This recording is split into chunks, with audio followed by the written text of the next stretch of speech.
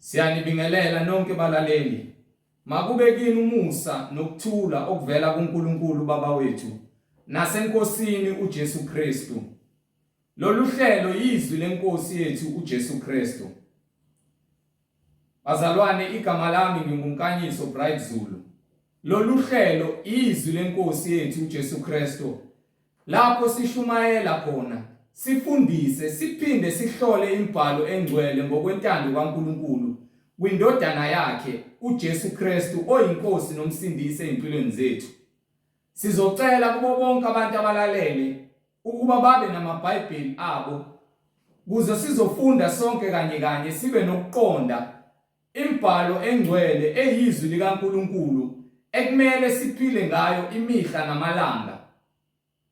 Bazalwane, sizocela ukuthi bonke abazalwane abalaleli abangenawo amaBhayibheli ukuba ba-download amaBhayibheli kwi-App Store.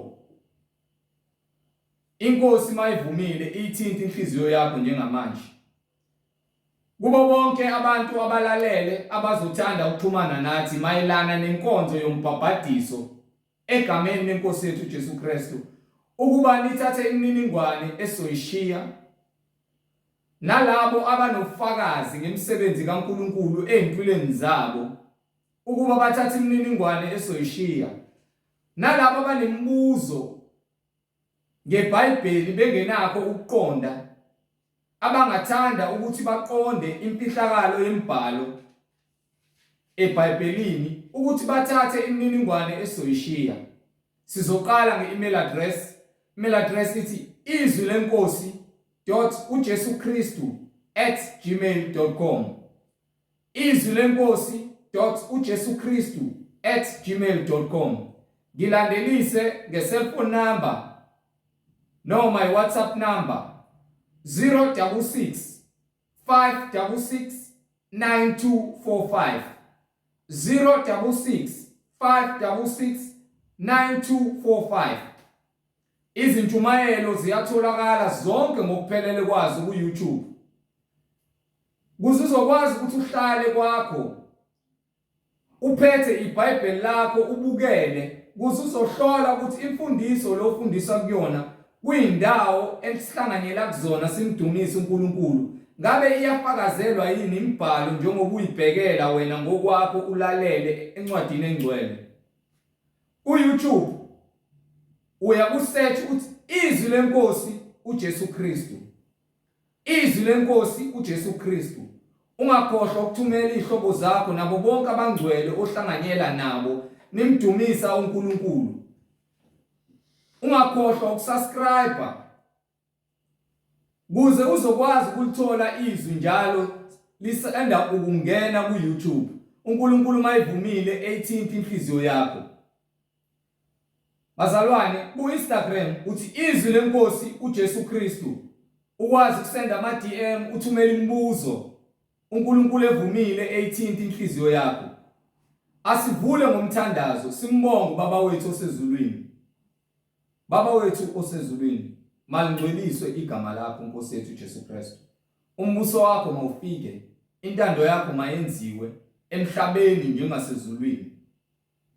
Usiphe namhla isinkwa sethu semihla ngemihla izwi lakho, ngoba umuntu ngeke aphile ngesinkwa senyama kuphela, kodwa ngamazwi wonke aphuma emlonyeni kaNkulunkulu. Baba, uzusiphe namandla okunqoba inyama yethu kukho konke ukudwanguza okudala isitha kuba sikwazi ukuthi sisimangalele ngemisebenzi engawuthokozisa umphefumulo wakho Jehova. Usipha amandla ukuyinqoba inyama. Usipha amandla nokuthethelela sithande umakhelwana wethu njengoba wena Jehova usithandile, wasithethelela, wasandisela ngomusa wakho kuba silizwe izwi lakho, size kuwe siphenduke ngaso sonke isikhathi la siphambuka khona, kuze imphefumulo yethu ingasimangaleli nokuthi isitha singamangaleli esimangalela abazalwane ngakho konke Nkosi ukuhamba nokungaqondi nokungalaleli umoya ongcwele ezimpilweni zethu, ngokuba umbuso ngowakho namandla nobukhosi kuze kube phakade. Amen.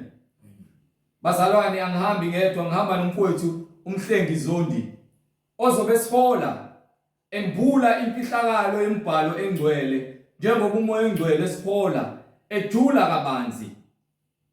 Bazalwane, yamukelani umfowethu umhlenge izondi. Over to you Nondaba. Amen. Hallelujah.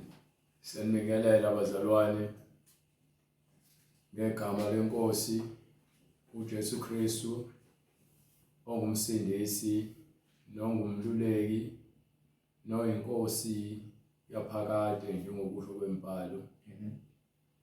Akusho thina ngokuthanda kwethu ukuthi uJesu Kristu uyinkosi nomsindisi, kepha imbhalo efakazayo ukuthi uJesu Kristu unguNkulunkulu. uJesu igama elivela ezulwini elilethe ukuphila kubantu. Ukuphila kubantu umoya weqiniso okuyiwona esunikiwe. Konke okufakazelwa umoya oyingcwele kufakazelwa ukuthi uNkulunkulu ungumoya weqiniso nothando nokuthula nokuphila ophakade. Ngakho ke sinikiwe isikhathi nentando nomusa ukuba sazi iqiniso.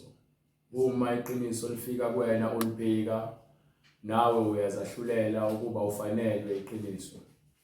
Uma sowulazi iqiniso, iBhayibheli liyasikhombisa kuzona zonke izincwadi ukuthi bonke abantu abazibona ababemthanda bemlalela uNkulunkulu bathi uma sebezibona ukuthi bayizoni bese beyacela uxolo kuNkulunkulu. Ngesikhathi esidala ngaphansi komthetho kaMose, uNkulunkulu ngokuba wayengakubafundisa abantu izindlela zonke zeqiniso, wabanika umyalelo ukuthi nakho engakwenza kwamanje ngokuba anikakufikeleli kulesigaba sokuthi nginike konke ukuze nizolazi iqiniso niphile ngomoya oyingcwele, kepha ngizonihola ngomthetho wami ngokuba nginomthetho wami.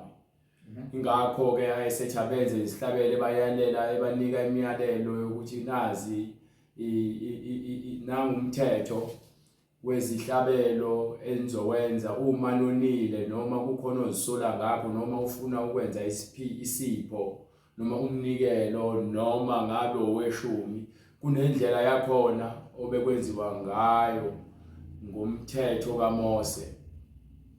Kepha uthe mesefika uJesu wafike wazogcwalisa kuzona zonke izikhala ebezishoda ukuze abantu bakhululwe ngaphansi komthetho wokuhlaba bengeseli ukuhlaba, kepha sekukhona indlela entsha yokuthi abantu bathethelelwe izono zabo uma iqiniso libafica mase bebona ukuthi bayizoni. Ngokuba intshumayelo noma ivangeli leqiniso lensindiso linabantu balo, njengoba umoya oyingcwele ethi-ke isandla sakhe siluliwe kulabo abafuna umusa, isandla sakhe siluliwe kulabo abazibonayo ukuthi bayizoni, isandla sakhe siluliwe kulabo abafuna ukuphila ophakade. Uthi ngiyakuba nomusa kulabo engiyakuba nomusa kubo. Uma umusa uNkulunkulu ufikile kuwena, wena wawuphebeza, uyazilahla wena. Uma thina sesikhuluma iqiniso wena uhlabeka, asikwahluleli thina, kepha yizwi esilikhulumayo ekuyilona elikwenza uhlabeke.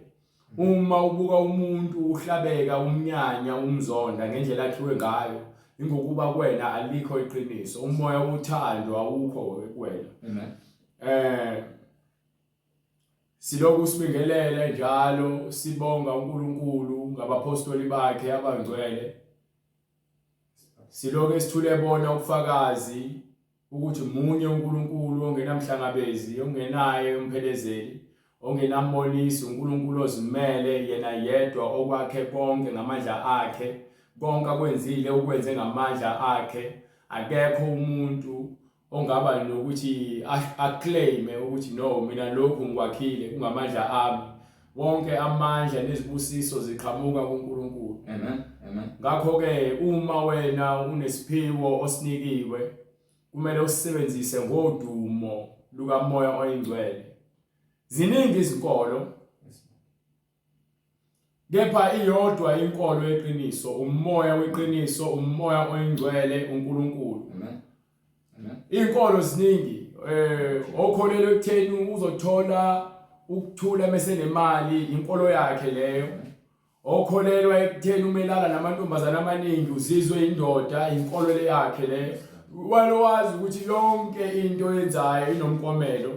Umuntu okholelwe emadlozini owazi ukuthi ke abantu abangasekho bayaphila ukuba akhulume nabo babonela yonke into bamenzela zonke lezi zinto nazo inkolo yakhe leyo. Uma umuntu ebeka isithombe odongeni ethandaza kusona inkolo yakhe leyo.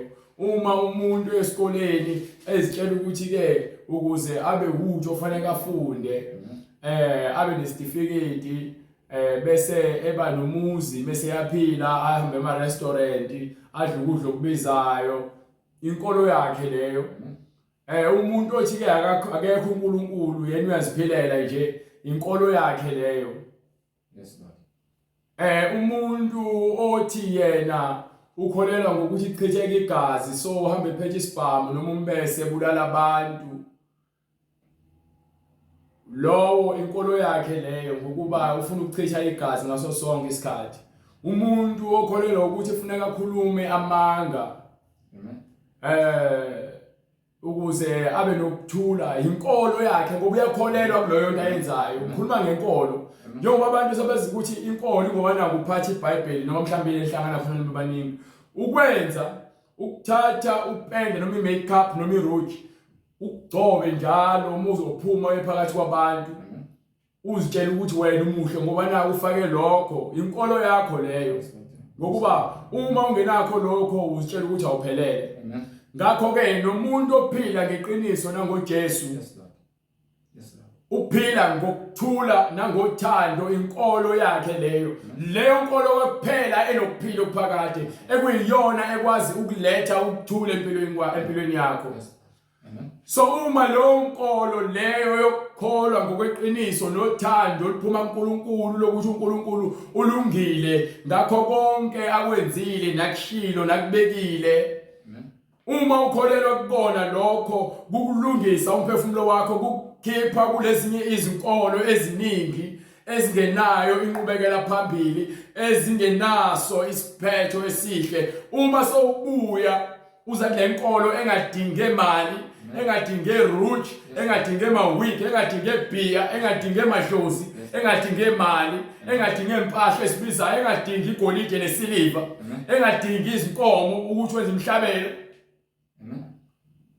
Wena kuleyo nkolo ukhululiwe kuyona yonke imfucuza yezinkolo ezikhona lemhlabeni ngokuba usuhamba ngokuqonda injongo oyakhelwe ukuba uphile lemhlabeni. Usunokuphila okuphakade okulethwa yile nkolo yeqiniso. Asikhulumi inkolo yomuntu. Angikhulumi inkolo yomuntu mina. Phela ngiyakutshela nje ukuthi uma uhamba ngayo umele ukufa.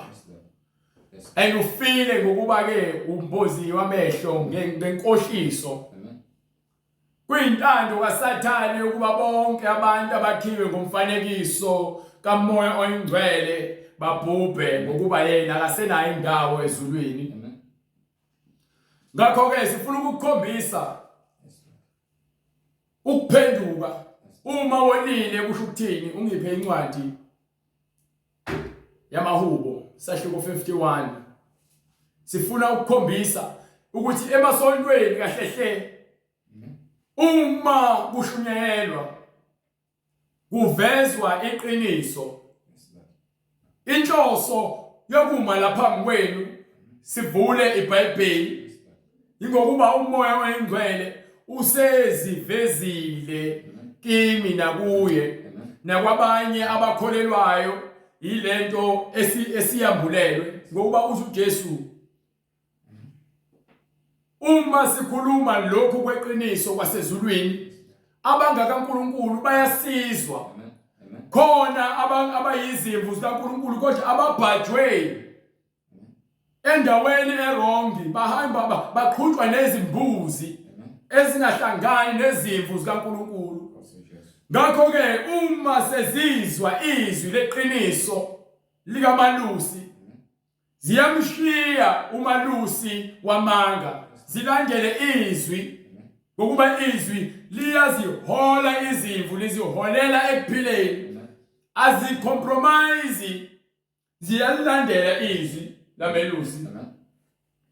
Ngakho ke uma wena sokwenzekile ukuba ulandela umalusi wamanga waphuma endleleni waphula isivumelwano sikaJesu nawe esiletha umusa nothando neqiniso, so hamba ngendlela edukile, usanikiwe isikhathi ukuba wena ubuyisane noJesu ukuze ufinyelele kuNkulunkulu.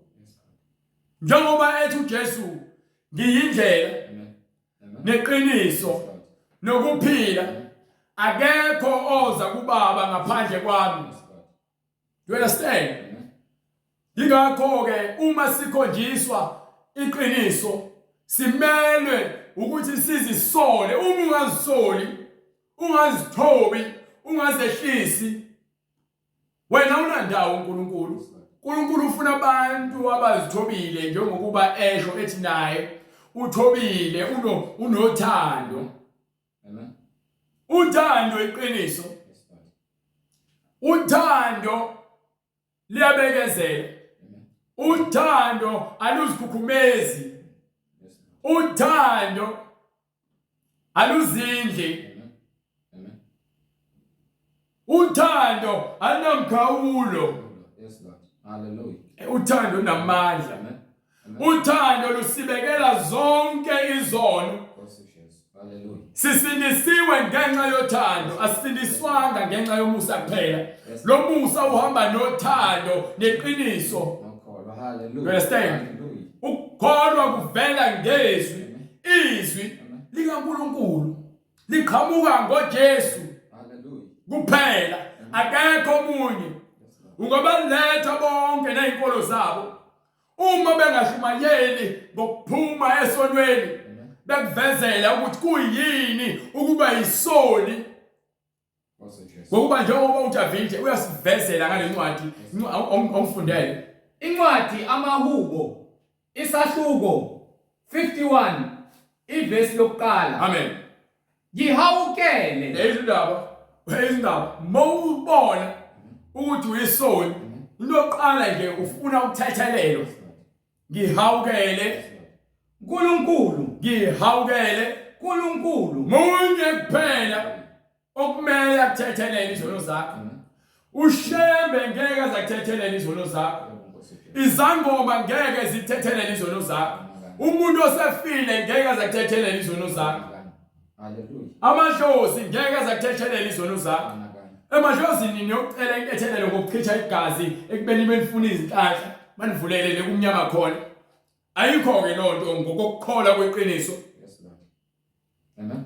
Uma sokubona ukuthi wena uthi uyisangoma, kepha uthi uyakholwa uNkulunkulu, uNkulunkulu akazifuni isangoma. Yes. Hayi ukuthi ngithi mhlambe uNkulunkulu akazwani, akazifuni isangoma. Yes, Lord. Hallelujah. Amen. Amen. uNkulunkulu akabafuni abantu abafuna emahlozini. Yes, Lord. Hallelujah. uSawulu ufakazi. Yes, Lord. Amen. uNkulunkulu akabafuni abantu abafebayo. Yebo Nkosi uJesu. Buka uDavide ingane yakhe yafa. Hallelujah. Esukile wabulalisa indoda yabantu ngenxa yokuthi ufuna unkosikazi wayo. Leyo ngane yafa. Amen. You understand? Amen. Amen. Ukuthakathi uNkulunkulu akakufuni. Yes, Lord. Umona akawufuni. Amen. Yes, Lord. Amen. Buka uJuda Iscariot. Ngenxa yomona nomhabholo. Yes, Lord. Amen. Wathanda imali. Waze wadayisa indodana kaNkulunkulu ngenxa yemali. Lord Jesus. Ngokufisa ingcebo. Amen. Lesikhuzwa ngayo kuthiwa abaningi baholwa ifiso nengcebo. Amen. Baholelwe kuphi ekubhujisweni. Yes, Lord. Amen. Ayikwazi nje mningi. Hallelujah. You understand? Hallelujah. Umsela akakufuni uNkulunkulu. Yes, Lord. Amen. Izinto engafunakala lezo ukuphinga Ngokuba bese wenza isivumelwano nomuntu oshadile naye kwakhona umfundisi ogcobayo lo mshado ukuba nina senhlanganisiwe seninto eyodwa. Wena uma sawuvukwa inkanuko sohamba uyofuna ukuthatha omunye umuntu wesifazane ulale naye noma umfazi womuntu uhambe uyolala naye, wena usumumbi phambi kaNkulunkulu. Yini embi phambi kaNkulunkulu? Isono. Ukwenza lokho okuphambene neqiniso. Ingakho uJesu ethi uwe lento yenza kubantu noma okwenza kubantu lokhu ofuna kwenziwe kwena. Awufuna abantu baqambela amanga, kepha wena uyaqamba amanga ukhulekile. Awufuna abantu bakuzone, kepha wena abantu abazondayo. Uyapretenda ungumzenzisi, uyixoki. Ngezindaba. Lord Jesus.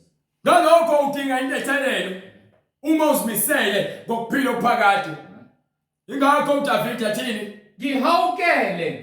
Lento leyisifundisa ukuthi uNkulunkulu akanandaba nezinto eziningi. Unendaba nokuthi thina sisindiswe.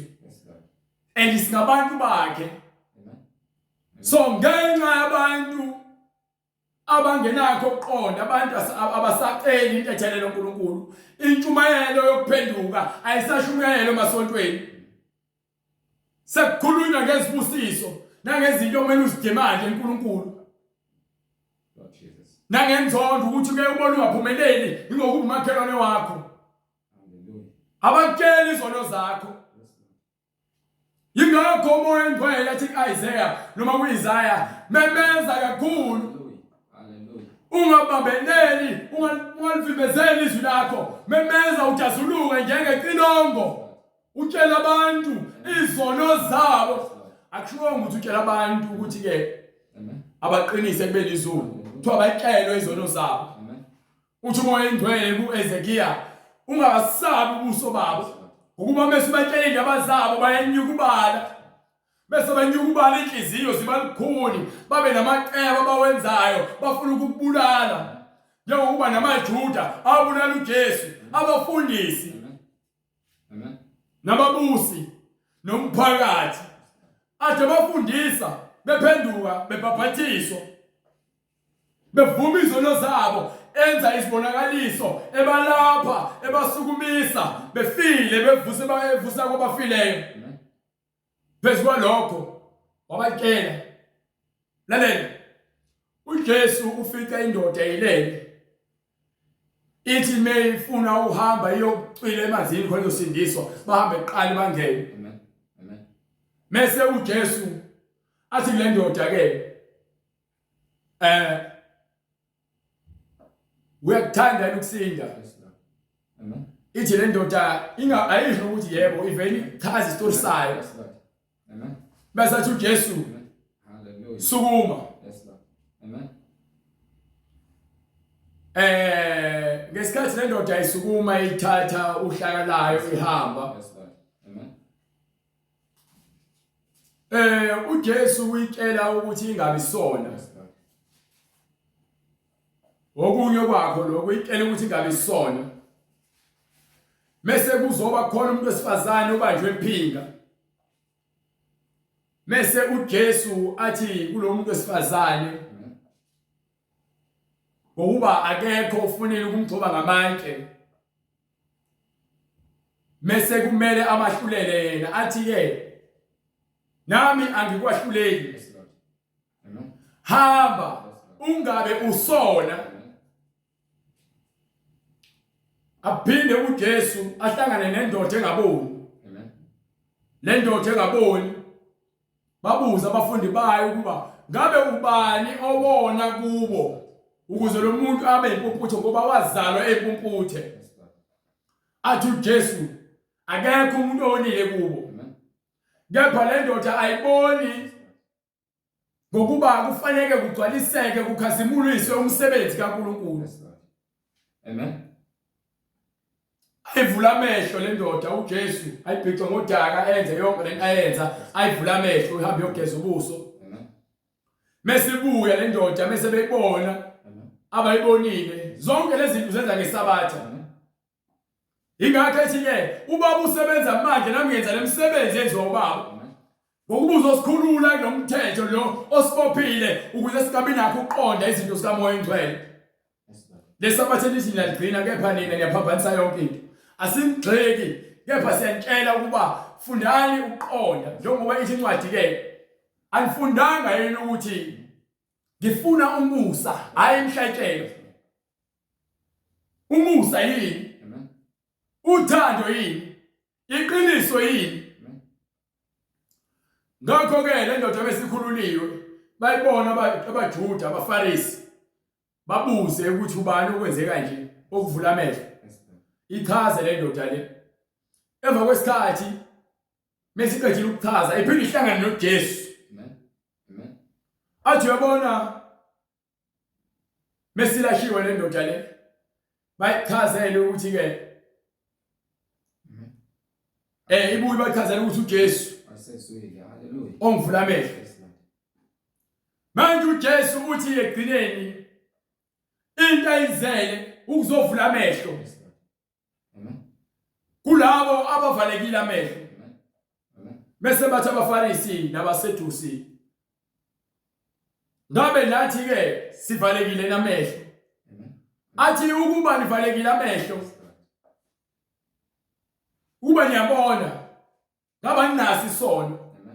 Kepha ngoba niboni ninesono ngalokho isono senu sihleli kunina.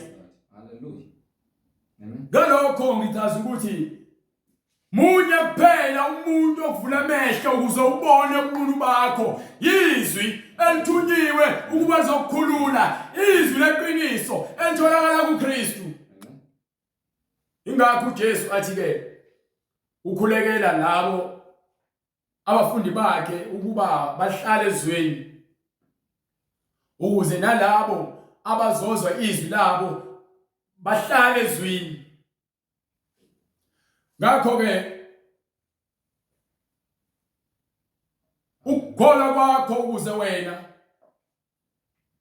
kube khona ukuqonda fanele ube nomuntu othunyiwe umoya oyingcwele. Ngalokho wena insindiso yakho nemibuzo nayo iyaphenduleka ngayo incwadi yeqiniso. Ayikho enye into especially ngale ncwadi le ngaphandle ukuthi kukhona ukuphila kwakho kuyona. Uma unale ncwadi ungenakho ukuqonda, cela umoya oyingcwele kube uyena ozokuhola. Ungathembeli kubantu ngokuba iyakutshela incwadi ukuthi uqalekisiwe umuntu othemba lakhe kumuntu owenza ingalo yakhe ibe ngamandla akhe. Ngokuba ufana nesihlahla esike endaweni ewugwadule lapho kungekho khona amanzi. Into eyenzakalayo kuleso sihlahla siyasha. Lapho ubusisiwe lowo othemba lakhe likuJehova ngokuba ngaso sonke isikhathi uhleze eqhakaza njengesihlahla esiseduze nomfula ngokuba impande zakhona ziphuza emanzini. Noma kuthiwa kufika izikhathi zokushisa yena uqhakazile. Ezindaba ongiphi incwadi yamahubo? Incwadi yamahubo isahluko 51 from verse 1. Yes sir. Ngihawukele uNkulunkulu ngokomusa wakho. uNkulunkulu ngihawukele ngomusa wakho. Ngihawukele uNkulunkulu ngokomusa wakho. Ngihawukele uNkulunkulu ngalo musa wakho. Yesula iziphambeko zami. Lezi ndaba fanele zisulwe izono zakho. Yes Lord. Fanele ngeke zisulwe izono zakho uhlezi kuzona ungafuni ukuziyeka. Umuntu izono zakhe ezisulwayo yilowo othi-ke ziyangisinda angisafuni ukuba yisoni. Ingakho uJesu besalula isandla athi-ke kwincwadi kaMathewu Bright, yabona iziphambeko zakho, into ethi isiphambeko into ephambene nento efanele uyenze. Uma kuthiwa-ke uphambukile ingokuba usahambi ngendlela, usuphumile endleleni, So uma uJesu kwincwadi yaMathewu usahluko 11 verse 28 iqala lapha indaba ekubiza uJesu. Incwadi ngokukaMathewu isahluko 11 verse 28. Amen. Zanini kimi nina nonke enikhatheleyo. Ngalesikhathi izono zakho sezikhathazile, uyazibona uyabhubha uyaphela ukufebe, ingulazi ikubambile, inkanuko ikubambile, uyazibona uyafa uyaphela, uyabhubha utshwala, usuyakhuthuka usazazi yini into lezakho ziyaqothuka, ukhishwa isisi into ongayazi. Zanini kimi nina nonke enikhatheleyo nenisindwayo. Into ekwenza ufele esonweni inkani, usathane wenkani phela. So uma unomoya wenkani unomoya kaSathane. Hallelujah. Amen. Ngalesikhathi uzaca uphela. Lokho kuthiwa ke unabantu abadala, imoya emadimoni lawo ayakubusa.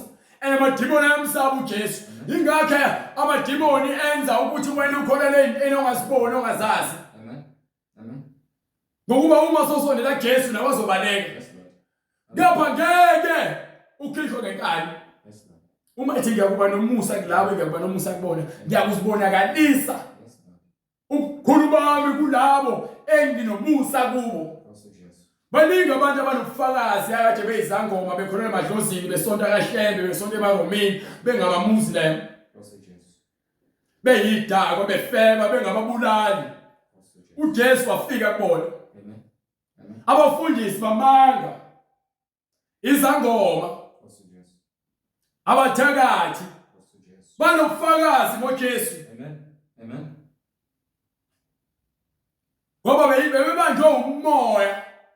Ngapha ngenxa ukuthi ke bebekhala ngaphakathi imphefumulo yabo bikhala inhliziyo zabo zikhalela ukulunga ngoba bayabona ukuthi bayabhubha. Amen. Funeke uthi mosenkingeni. Hallelujah. Wenze lokho okubhalwe incwadi yaphansi. Yona kuphela into ekumele uyenze. Ithini incwadi? Ngihawukele uNkulunkulu. Khalela uNkulunkulu uthi ngihawukele Ngokomusa wakho. ngalomusa wakho. Yesula iziphambeko zami. Sula uNkulunkulu iziphambeko zami. Ngokobubele bakho. Ngalomusa kwakho yini suyambiza ukuthi manje uyasibona ukuthi awunaki ukuzibambela wena. Yesula iziphambeko zami ngokobubele bakho obukhulu. Konke okwenzayo usuyabona ukuthi wena awunakho ukuzibambela. Awunawo amandla wena. Wonke amandla vele ezulwini. Uma amandla vele ezulwini, futhi lo ufuna ukhalele khona njengoba isho incwadi ongiphi incwadi yamaHubo sahluko 103 from verse 1. 103 verse 1 khona ezokutshela ukuthi ke lapho khona sikhala khona ikuphi. Awukwazi ukukhala emsamo, awukwazi ukukhala phansi, awukwazi ukukhala emanzini. Ufuna usize emanzini. Ufuna usize engodweni. Ufuna usize ethombeni. Wisifula udinga wena ukwazi ukuthi ke amandla okuphila kwakho avela kuphi. Ithini incwadi? Mbonge uJehova mphefumulo wami. Mbonge uJehova mphefumulo wami. Konke okuphakathi kwami. Konke okuphakathi kwami. Makubonge igama lakhe. Makubonge igama lakhe elingcwele. Mbonge uJehova mphefumulo wami.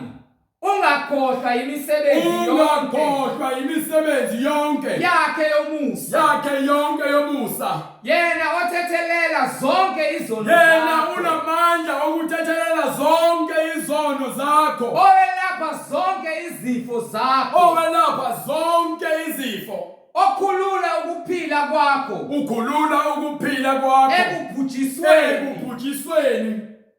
Okuqhelisa ngomusa. Ukuqhelisa ngomusa Nangobubele. nangobubele. Osuthisa ukulangazela kwakho. Usuthisa ukulangazelela kwakho Ngokuhle. ngokuhle. Ubusha bakho bubuyiswe Bubuyiswe njengokhozi. ubusha bakho bubuyiswe. Amen. Ubusha bakho uma sophumile esonweni ulahle ubusha bakho. Amen.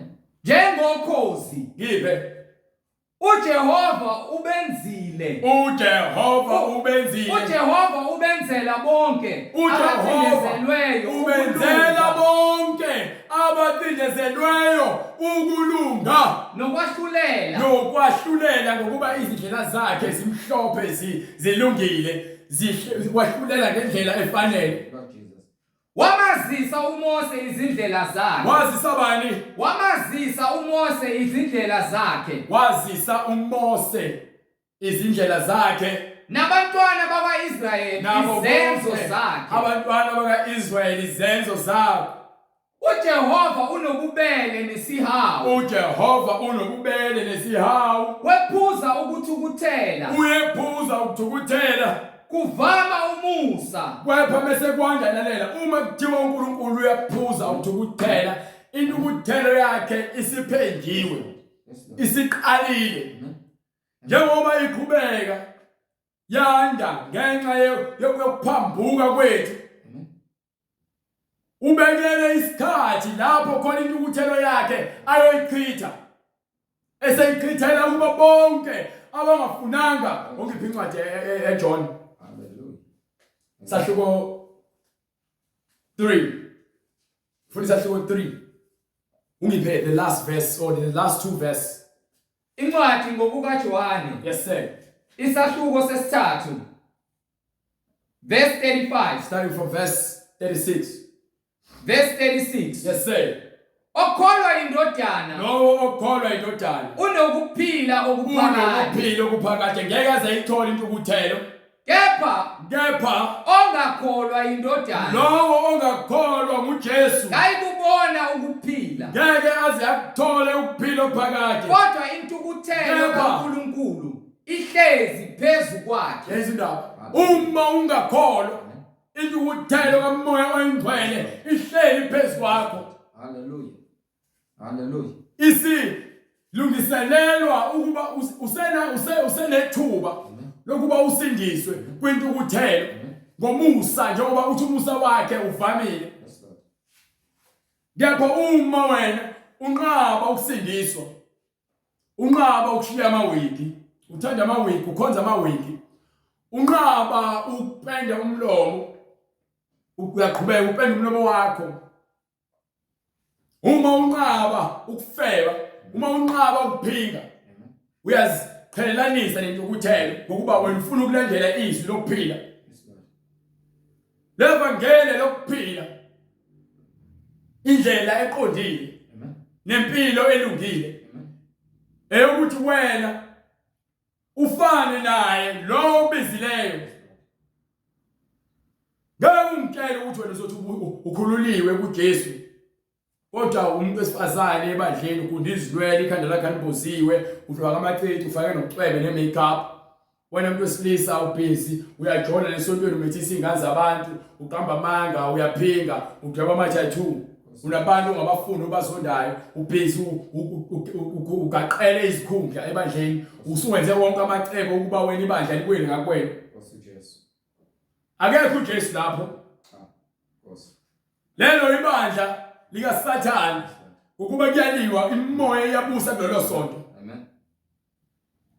Khona yonke imimoya engalungile, loyo sonto lelo noma lelo bandla, intukuthelo kaMoya oNgcwele ihleli phezu kwalo. Intukuthelo kaMoya oNgcwele ububi obehlela abantu besaphila, kusakhona ububi. Phela umuntu ongalaleli izinto ezimbi ziyamehlela.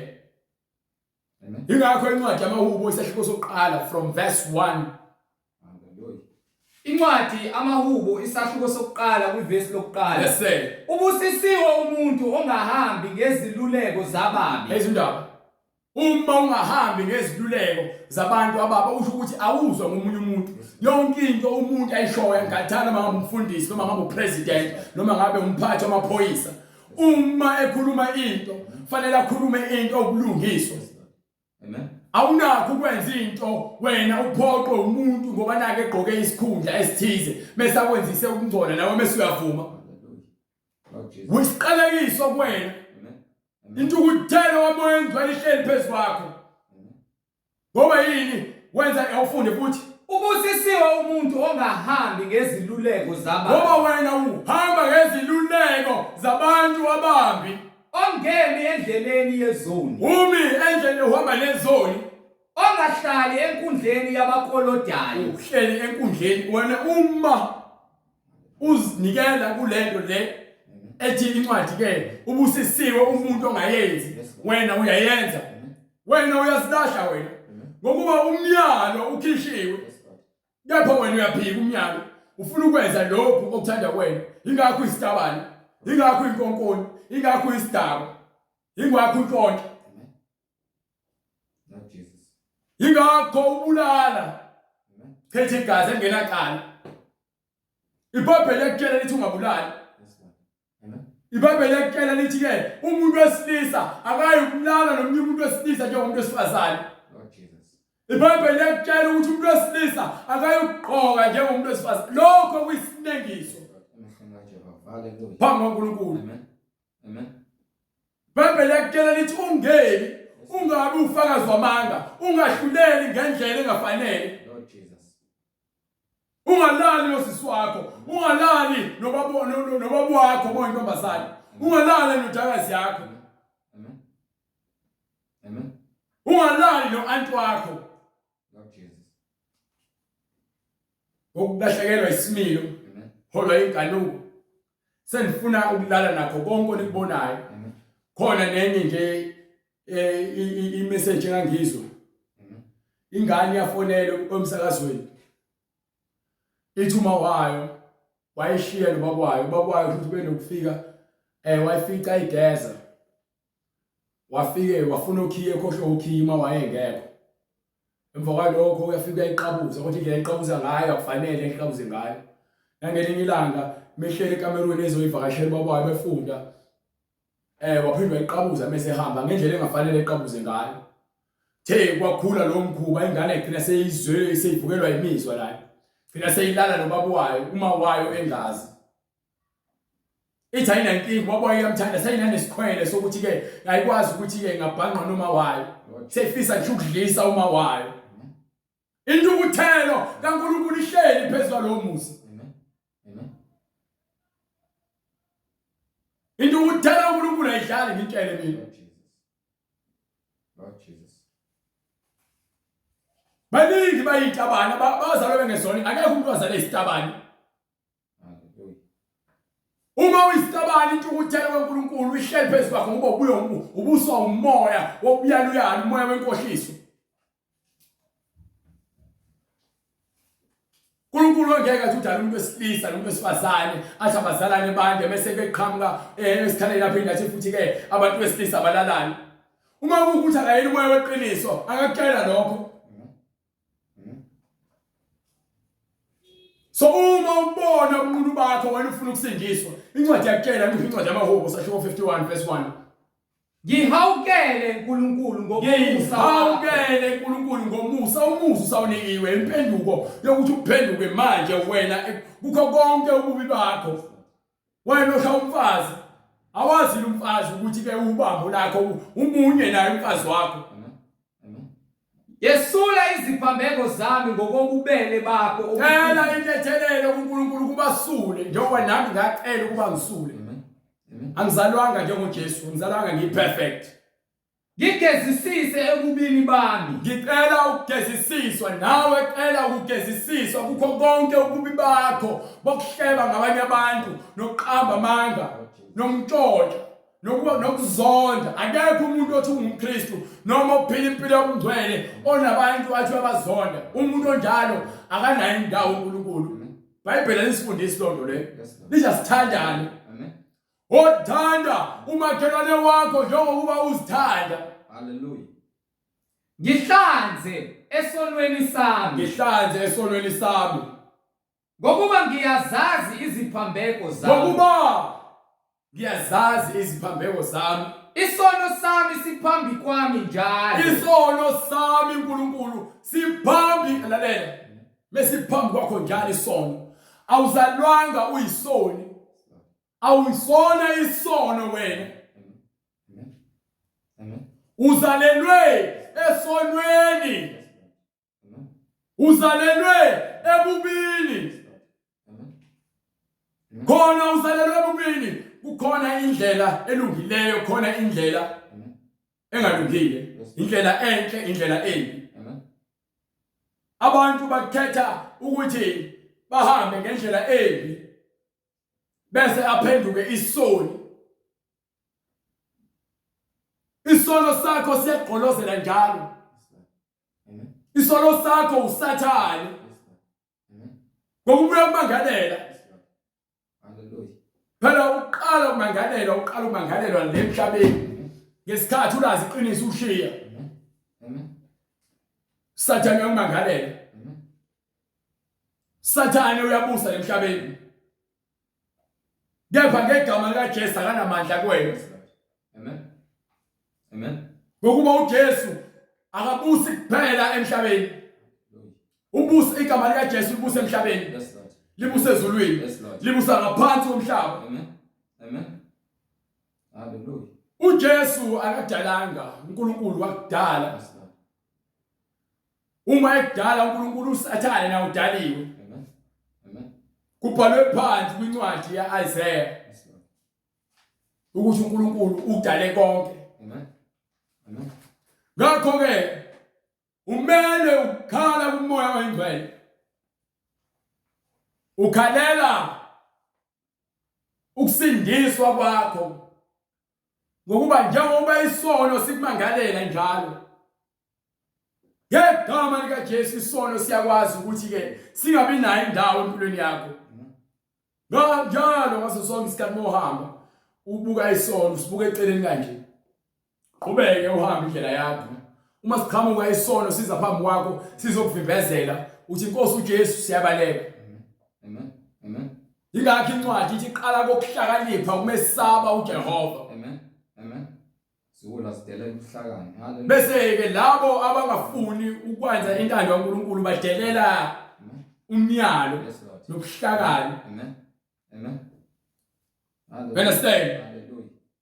Ongiphi incwadi yamaHubo futhi? Hallelujah. Ngihawukele uNkulunkulu. Ngokomusa wakho. Yesusa iziphambeko zami ngobubele bakho. Iziphambeko. Lokhu kungumkhuleko okhombisa ukuvuma ukuthi wena uyisoni. Ngigezisise ebubini bami. Lokhu kusho ukuthi usuyaphenduka. Ngeke uzibeze ngomKristu usahlale esonweni. Ungihlanze esonweni sami. Ezindaba mawuhlanzwa uyagezwa.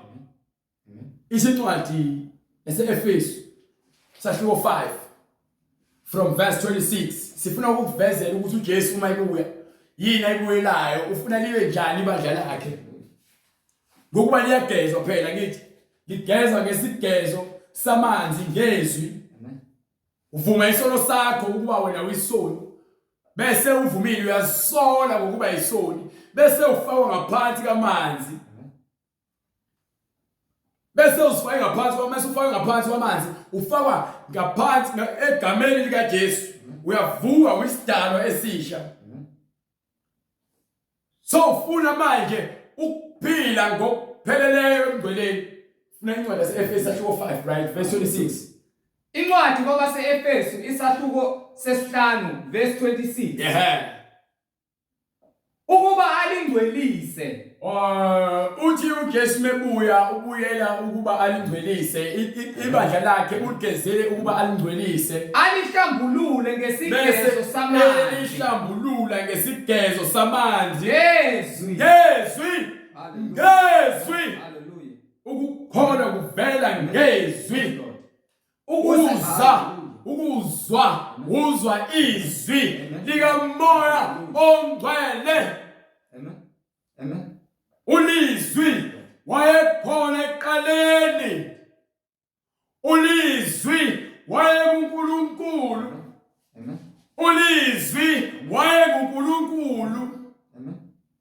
Yena lowo owayekhona ekuqaleni. Qhubeka lo ncwadi incwadi yaJohane sahluko sokuqala lento engishoyo incwadi yaJohane sahluko sokuqala. Hallelujah.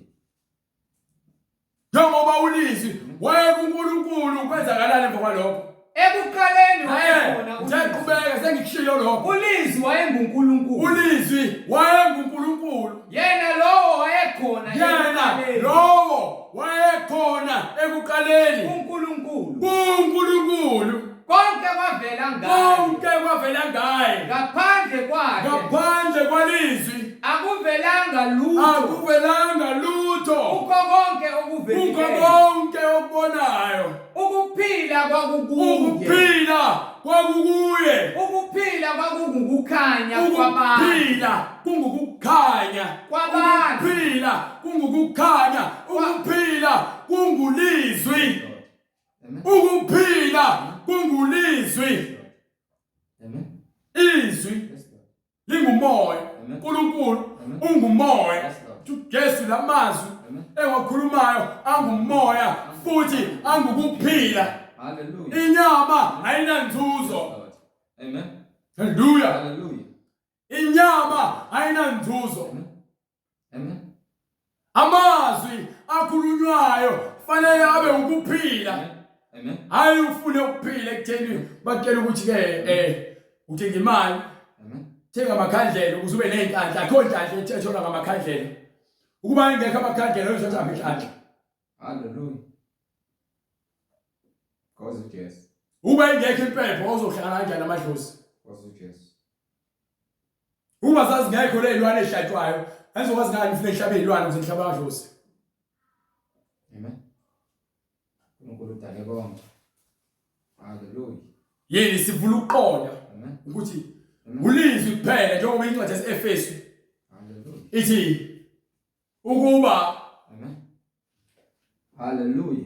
ukuze alingcwelise Alihlambulule Alihlambulule. ngesigelo samanzi ngezi. yezwi uJesu onguhlambululayo Ukuze azimisele ibandla ukuze azimisele ibandla elinenkazimulo. ibandla elenkazimulo ibandla elingcwele uNkulunkulu inkazimulo into emhlophe ngaphezu kwalodonga into emhlophe ngaphezu kokukhanya lokwesibonayo into emhlophe ngaphezu kwalelanga esibukayo inkazimulo yakhe ayikho into ongayifanisa nayo emhlabeni Lingenasisihla. ukuthi ayabona lokukhanya ukukhanya ongenesasi sihla Namdimbi. akunangcola Nanto enjalo. akukho lutho njalo Kodwa libe ngcwele. kwapha ungcwele nathi ebandleni lakhe fanele sibe ngcwele singabi nasihla singabi nambimbi nakho konke okunjalo Cause it yes.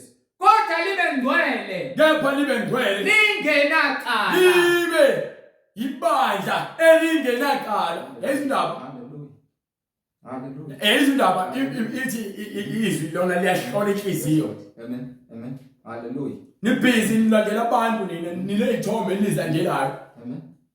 ukulandela isithombe Amen. kukufa kwisono esokufaka esokweni Lord Jesus.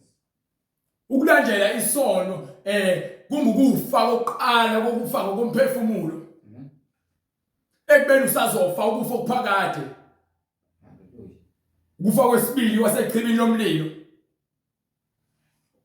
lapho khona umlilo wakhona ungacishi impethu zakhona azifi impethu ezikemlilweni zikudla ngesikhathi usha Amen. impethu zakhona zifi emlilweni anginandaba ukuthi awunandaba ngiyazi unendaba kuwe egcineni uzoba nayo indaba awunandaba manje uzoba nendaba egcineni Amen. ingakho bezofisa so uthi ke ngezwe kuthiwa ngiphenduke Amen. ngokuba ngijabuliswa inkanuko zesikhashana Amen. ingakho ngaba nenkani kepha manje ngiyazisola njengayo indoda esigwini yathi sayibona uLazarus Amen. Amen. yakhala kakhulu Amen. ifuna amanzi Amen. ithi kuyahlisa le khona Yes, Lord. Tons. Hallelujah. ifuna nje ixothi lapha ifuna kube khona nje umzuzu owodwa lezokhona khona ezothola khona ikhefu Amen. Amen. alikho ikhefu esifokweni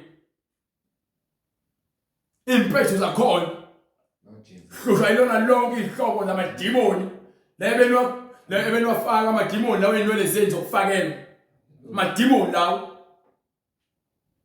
opende abemapende ebusweni amadimoni lawo Yes. amabhluke lawo aqhoma besifazana amadimoni lawo ngoba namba nqulu nje abantu amadimoni lawo afuna ukunambula athuka uNkulunkulu ngani. uNkulunkulu uthi wabambathisa uAdam noEva ngesikhathi sebezibonile ukuthi banqunu wabakhelela ingubo ngesikhumba. Wena uyazembula.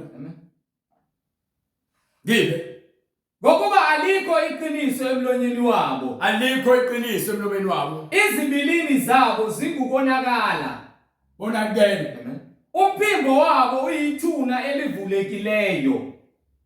Bayathopha ngolimi lwabo. Balahle ngecala uNkulunkulu. Mabawe ngenxa yamacebo abo. Ubawise ngobuningi beziphambeko zabo. Ngokuba bahlubukile kuwe. Incwadi yamaHubo isahluko sesihlanu verse 9 and 10. Ulikiwe isikhathi sokuthi ucelele intethelelo.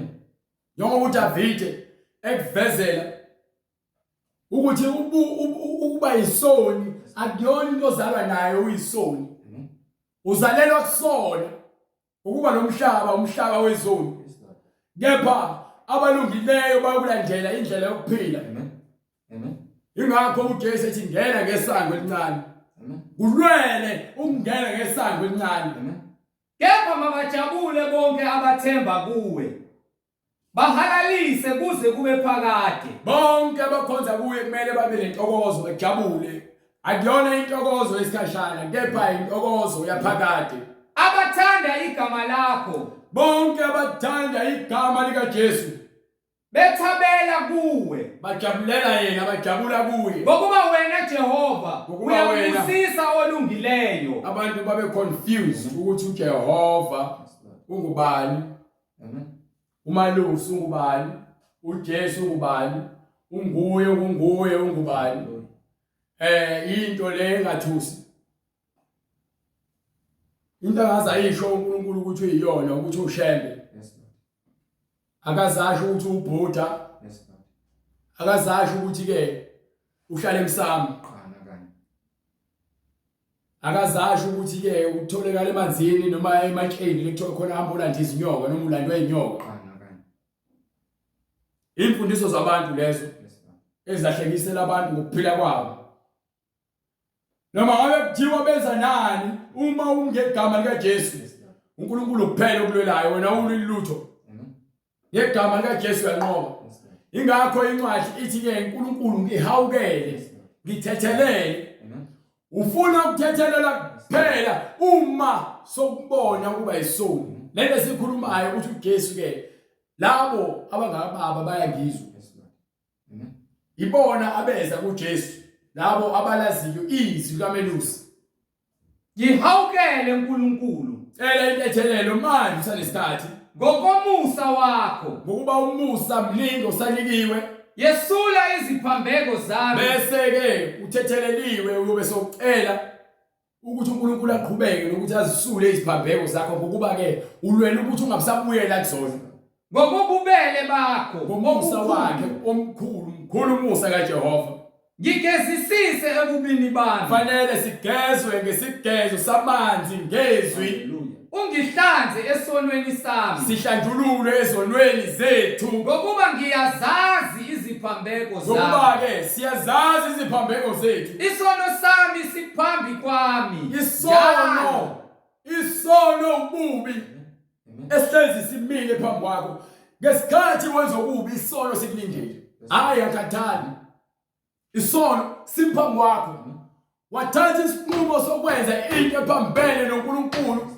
Wena songenile esonweni. Phela isono ukuphambana necebo likaNkulunkulu. Endaba ngonile kuwe wena wedwa. Ngonile kuwe wena uma umakhelwane wakho wona uNkulunkulu. Uma untshontsha wona uNkulunkulu. Amacala emhlabeni lebe khona bexolela abantu kepha bengaxolile ngokupheleleyo. Amanga lawo abazenzisi labo. uNkulunkulu uma ucela intethelelo uyazisula izono zakho.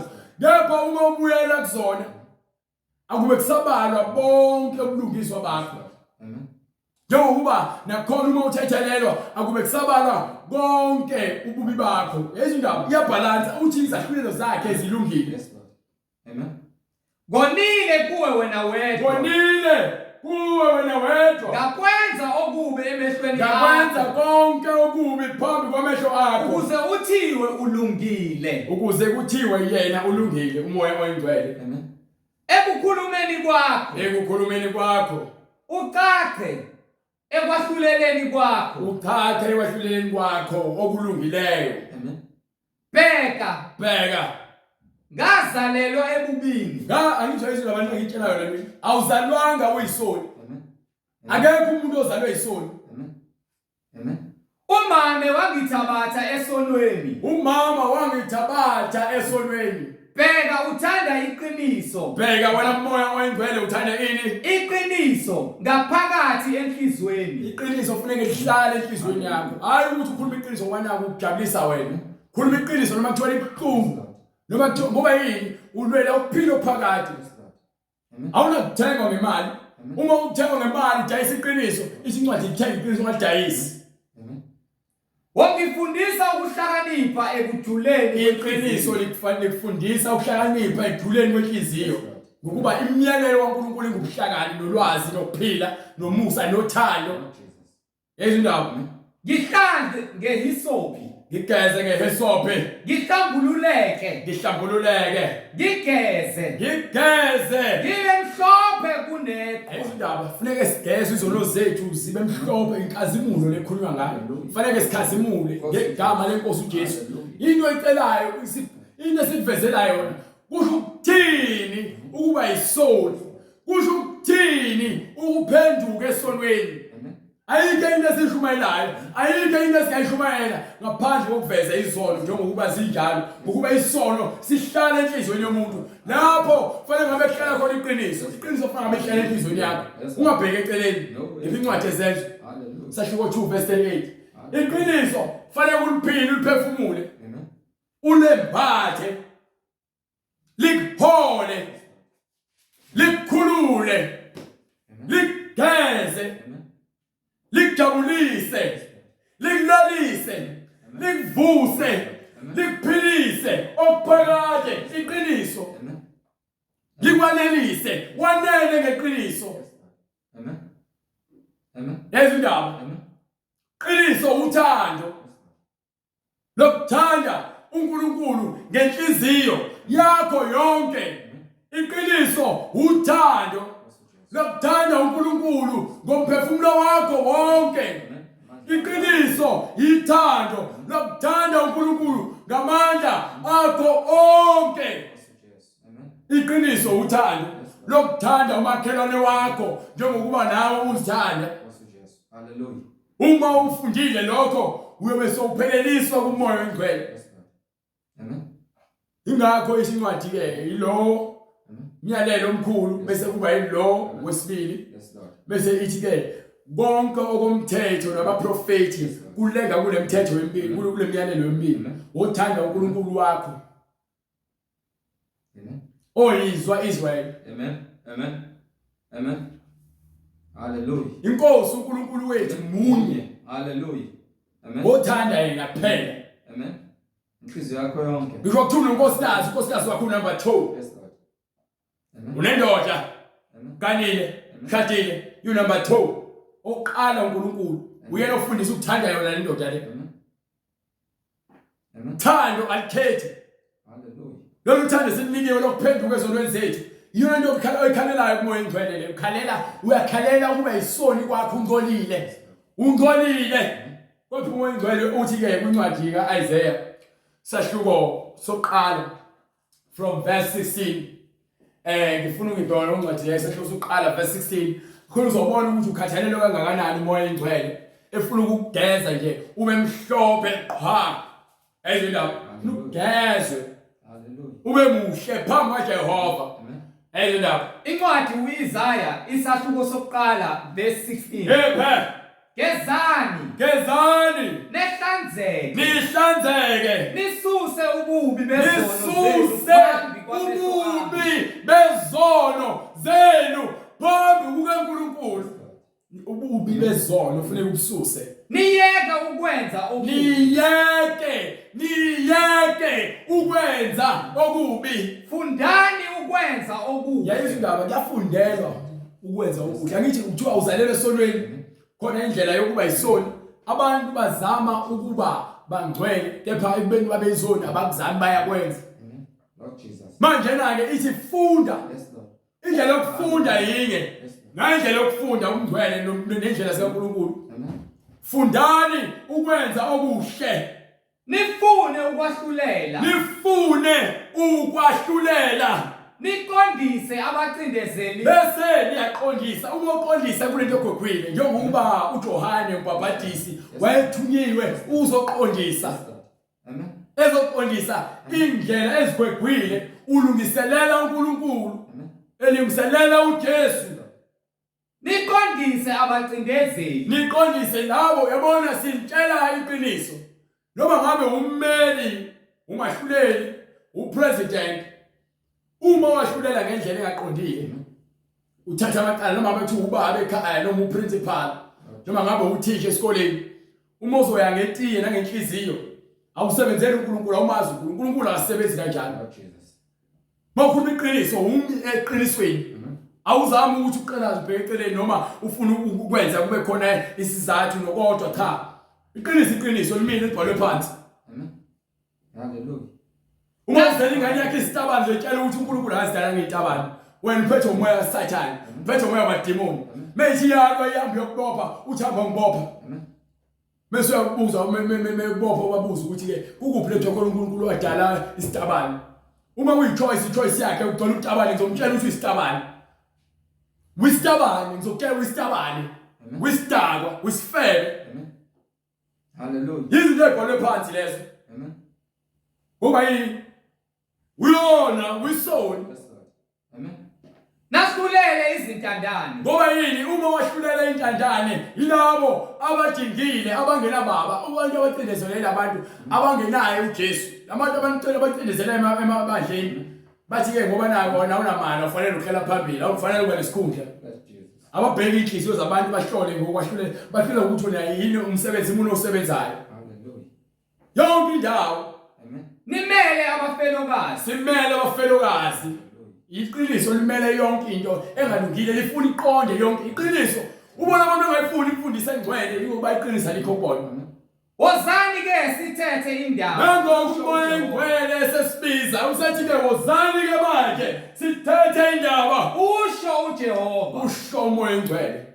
Noma izono zenu Noma ngabe kuthiwa izono zenu zibomvu kangakanani ziyakuba mhlophe njengezwe. ziyakuba mhlophe njengeqhwa. Noma zibomvu njengobubende. Noma ngabe kuthiwa zibomvu njengobubende Ziyakuba njengoboya bezimvu. ziyakuba njengoboya into uboya bezimvu sokuzale kube mhlophe bese ikhula ke ngenxa yokungcola lokho ingcola igcine ingcola kepha yona imhlophe imvu nezono zakho kufanele zigeze zifane noboya bezimvu zibe mhlophe qha njengeqhwa noma zidlule iqhwa. Amen. Yepha Uma nivuma. kuphela ezindaba Hallelujah. umuntu ogeza izono umuntu ovumayo Nilalela. uma umuntu evuma izono zakhe yilapho khona sizogeza.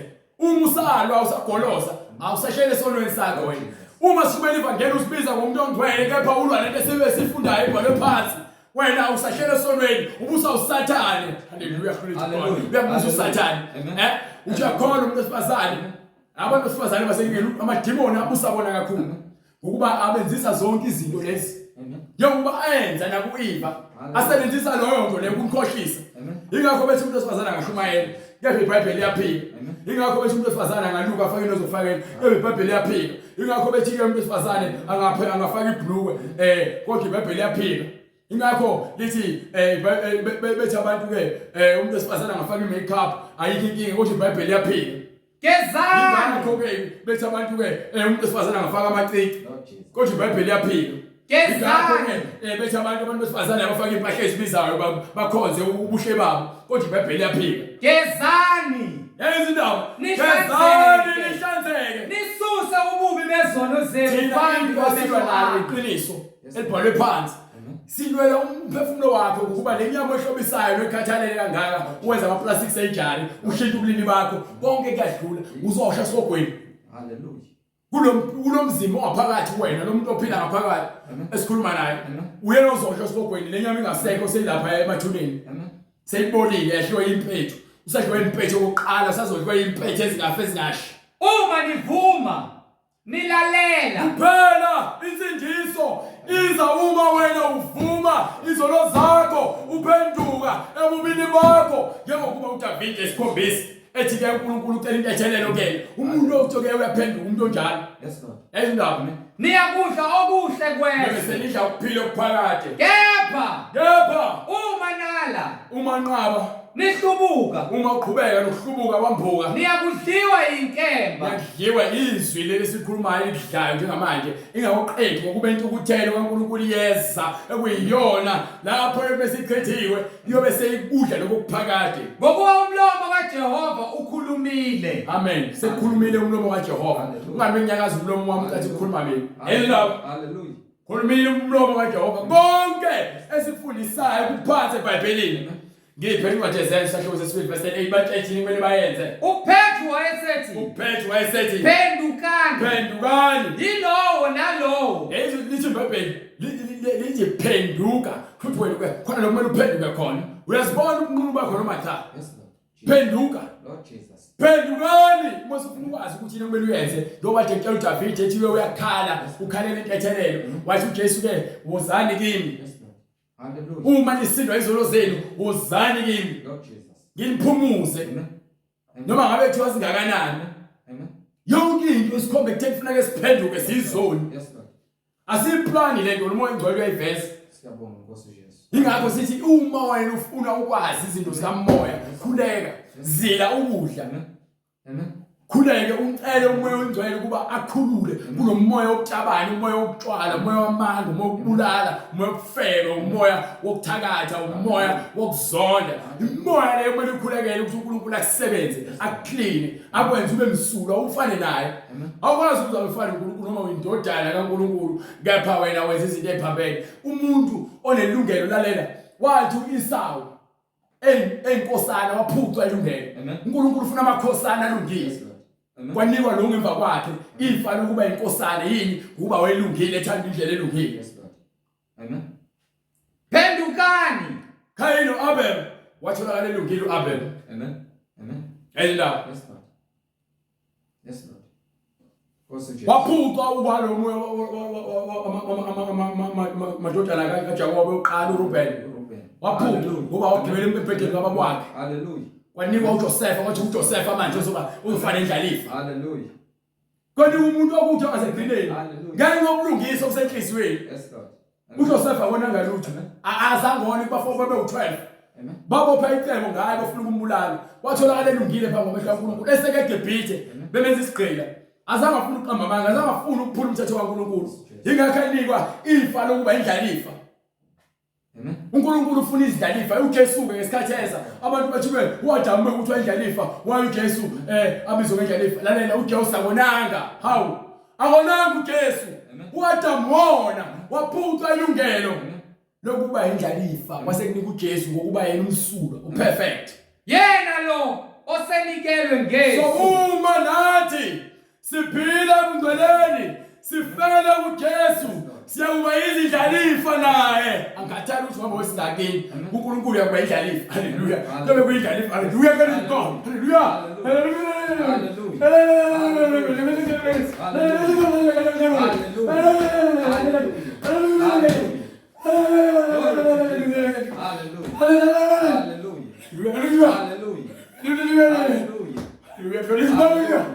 haleluya yo wendlalifa Lord Jesus haleluya glory to God hallelujah wendlalifa amen ngeke bebukela phansi ngenxa kaJesu wendlalifa amen udle naye ube munye naye hallelujah Lord Jesus ngicela ya Petru hallelujah pendukani uPetru wayesethi yilowo nalowo pendukani yilowo nalowo abhaphathizwe yilowo nalowo ufana babhathizwe egameni likaJesu Kristu kukho ukuthethelela kwezono zenu haleluya God khona niyakwamukela wamukeliswa uyobe sowamukeliswa isiphiwo sikamoya oyingcwele haleluya ngokuba isithembiso ngesenu ngoba lesithembiso ngesenu nesabantwana benu sabantwana benu esabo bonke abakude haleluya uNkulunkulu wethu Bonke. uyakubabiza inkosi Hallelujah. uNkulunkulu wethu ekubabiza Hallelujah. haleluya Hallelujah. haleluya wafakaza nangamanye amazwi wayefakaza amaningi ngamanye amazwi amaningi wabayala wathi zisindiseni kulesi sizukulwane esiphambeneyo yonke into ikhuluma ngensindiso haleluya khuluma ngensindiso Hallelujah. ungitshelele evangeli oshumela ukuthi uthatha point Yes. awutshela abantu izono zabo neziphambeko zabo Hallelujah. bize ufida abantu ngeyihwasho Amen. khohlakele Amen. uma sewufuna ukuphenduka Hallelujah. sowuzimisele ngokuphila ngeqiniso Hallelujah. nangomoya engcwele sokubona ukuthi isoni konke lokhu kuphilela kunanzuzo Amen. yobe sosithinta size kuwena sokubhabhathisa moya engcwele soyedla indlela Amen. asikhathali ukuthi ngabe ukuphi Amen. ekumele uyenze usibhalele noma usifonele ngenamba le siyawathola ama-testimony noma ubufakazi abafowethu nodadewethu besikela Amen. ukuthi uNkulunkulu webavezela iqiniso Amen.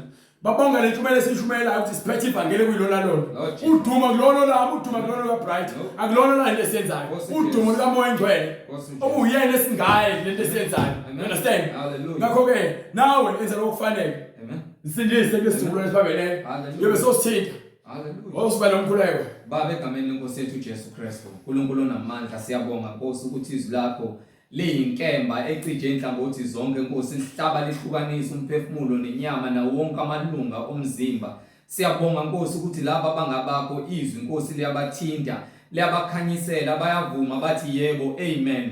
Ngokuba wena usho njalo Jehova, siyabonga Nkosi ukuthi labo ababuphuthekiswe isitha sibaqashise ebumnyameni ngazo zonke imfundiso zamadimoni nokuduka ebumnyameni beimfundiso zezwe Nkosi. Isibani sesifikile siwukukhanya wena ukukhanya kuyakhanya enhlizweni zabo Nkosi, bayazibuza ukuthi benze njani, bayaphenduka bakhuluma wena Jehova ukhuluma nabo, ukhuluma nomuntu lo ngaphakathi oyobona ngawo oyobonana nawe ngosuku lokugcina. Uyambiza Nkosi ukuthi aphenduke umhlanze ngamanzi ngesigezo sezwi kuze ahambe ngokulunga kwakho athembele kuwe Nkosi. Wena ube ithemba lakhe, ube ukuphila kwakhe ngoba umuntu ngeke aphile ngesinkwa kuphela kodwa Nkosi ngamazwi wonke aphuma emlonyeni kaNkulunkulu. Siyakubonga Jehova ngokuba ulungile, siyabonga ngoba izimvu zakho ziyalizwa izwi lakho njengamanje zithatha isinqumo sokuphenduka bakukhole ngokomoya nangeqiniso. Egameni lenkosi yethu Jesu Kristu, yena yedwa oyinkosi nomsindisi, yena yedwa ongumkhululi weimpilo zethu, yena yedwa ozile ukukhanya, onqobile